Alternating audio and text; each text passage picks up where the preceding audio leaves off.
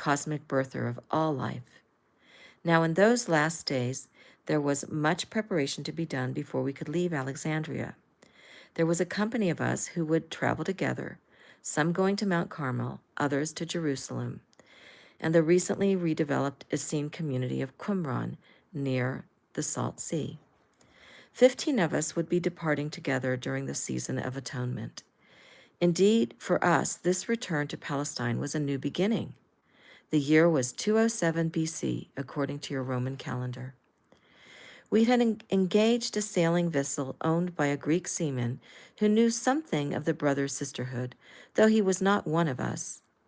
There were 5 women and 10 men who would set sail. Some, like myself, were returning to Palestine. Several had been born in Egypt, though through the physical birth canal, while 2 were physically immortals like myself.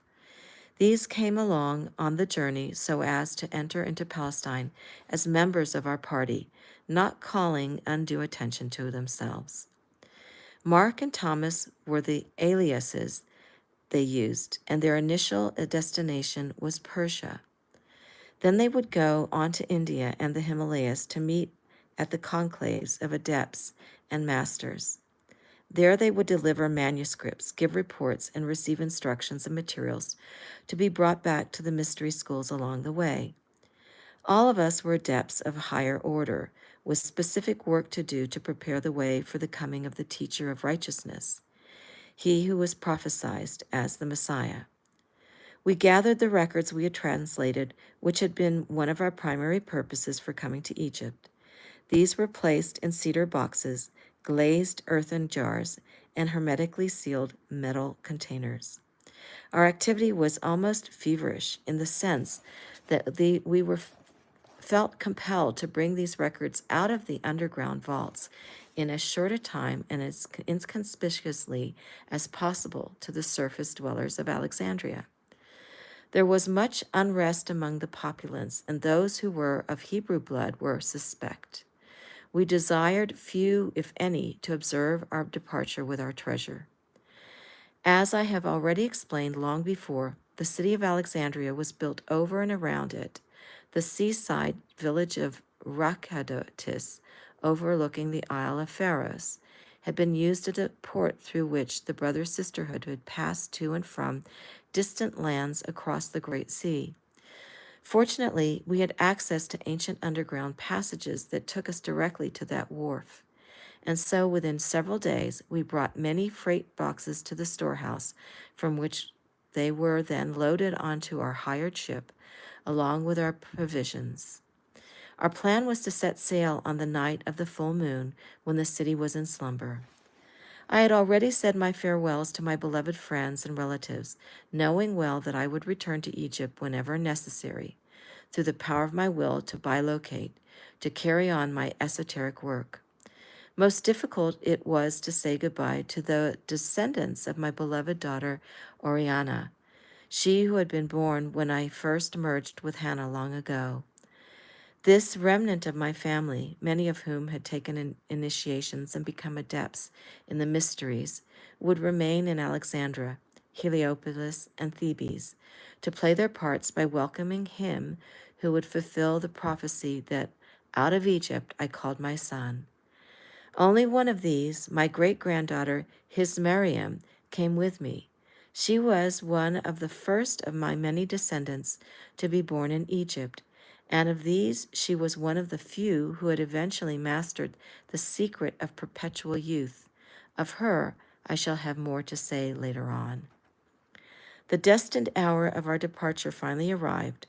The great Pharos lighthouse cast forth its golden rays through the veils of fog, and the full moon lit our way as we watched Alexandria beacon slip into the mists. Our passage was unhindered, as the winds and natural current provided adequate thrust to our movement across the great sea. One of the brothers who came with us was called Philos, and he was one who I had known from time to time in my temple activities of Heliopolis, Memphis, Abydos, and Dendera. He had been a disciple of Socrates and had witnessed his trial and execution in 399 BC. For those who would know the truth, Socrates passed through the dark night to become one who was available to initiates on higher planes.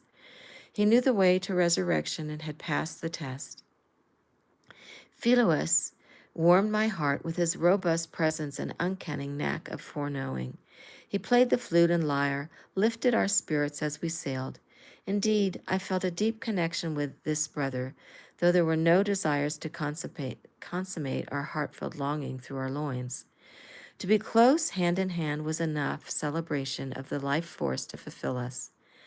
It had been a very long time since last I was taken to a man's warm bed.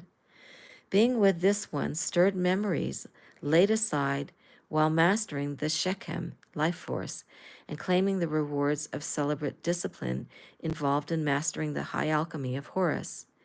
Occasionally, I had participated as a high priestess in the enactment of the light conception of Horus in order to learn the sexual energy practices of Isis with a partner. Although that expression was very rare, it was as if I were back in the priestess role serving Isis, suddenly feeling the intense rising of my sexuality as the days passed in Philo's company. Surely Philos was opening me to look into my as yet unknown future. Perhaps a mate was forthcoming. Reading my thoughts, Philos chose to remain silent and became somewhat aloof. Alas, as my life's path unfolded, it would be many more years before I was called to stand with another beneath the canopy of marriage. So you see, my friend, I, like you, have sexual urges and the desire for companionship. I, too, know well the stirrings within flesh to open myself to love's full tide and to fill my womb with the seed of man, remove the sting of barrenness, and bring forth the fruit of progeny. We landed at the port of Ptolemais, just 10 miles north of Mount Carmel, in ancient Phoenicia. This port had been known as Akko, and in your present land of Israel is once again known by its original name. Awaiting us were a group of Ptolemy's soldiers and a tax collector. Also there to meet us was a welcoming party from Mount Carmel, including a young initiate and priest by the name of Matthias, about whom I shall have more to say later on. Fortunately for us, we had papers from the governor of Alexandria, sealed by his own hand. One look, and with the convincing words of Matthias, all our goods passed inspection without being profanely open to curious eyes. We gladly paid Putfi his tax. Our preparation was paying off, not that a bribe was involved. It was a time when knowing how to ingratiate oneself with the powers of the land was necessary to accomplish our work among humanity. At times such as this, those who knew how to wield influence through wit, logic, and Hellenistic connections could overcome political obstacles. To meet any circumstance that required diplomacy, members of the brother and sisterhood were specifically trained to open doors that would otherwise remain shut. From Carmel, Matthias had brought wagons pulled by oxen and donkeys. Our entourage and precious freight trekked slowly southward from Ptolemais back past tilled sod to the rocky precipice lovingly called Mount Carmel or Fruitful Garden. Moving inland, we made our way across the cultivated land that you presently call Haifa. Then, pitching and lurching, we wound our way ever upward over the rough-hewn, stone-paved highway. How my heart took flight as the winds bore the scent of cedar and pine. Thank God to be returning to this sanctuary that I loved above all others. Weariness fled as we approached the small pinery. I alighted from the wagon and ran ahead on foot. Though the grasses were parched and the air cold in comparison to the desert from whence I had come, here was home, and I gratefully received her welcoming scented gifts. wafting in the autumn breeze. Bells rang out, and the joyous clamor of children greeted us as we were hailed by the community of this Essene fellowship. Out to meet us came old and young. A high day it was for us, for all, as we ran into each other's arms, singing and laughing. Then, after giving each beloved one an embrace and kisses on both cheeks, I ran up Carmel's thinly forested mount with winged heart and feet.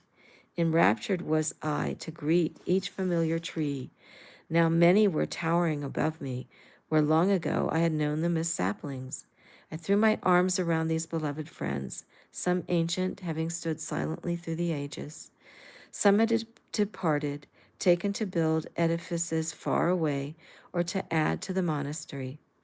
I released them to their mutually agreed purposes to assist humanity. Children pulled at my skirt while I was thus engaged in my reverie, returning me to the path that led to Samuel's sanctuary and my old room within the quarters of the scribes.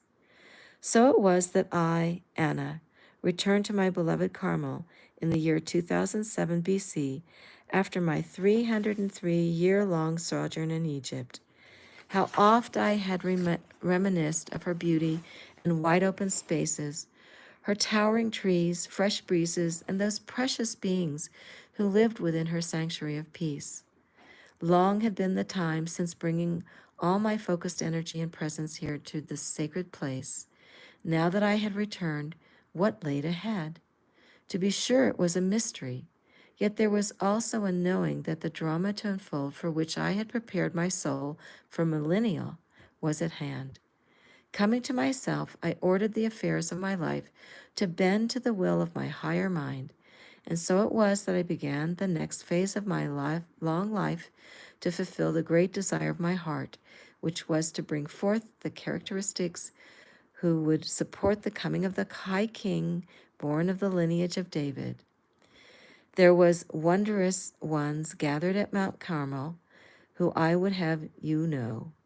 I shall begin by introducing you to those who still remained, even ones who were there when I took my departure to Egypt in 510 BC. First there was Solomon, a worthy soul, head of the Essene order, who took the name of his forefather Solomon the Wise. He was approaching nigh 500 years,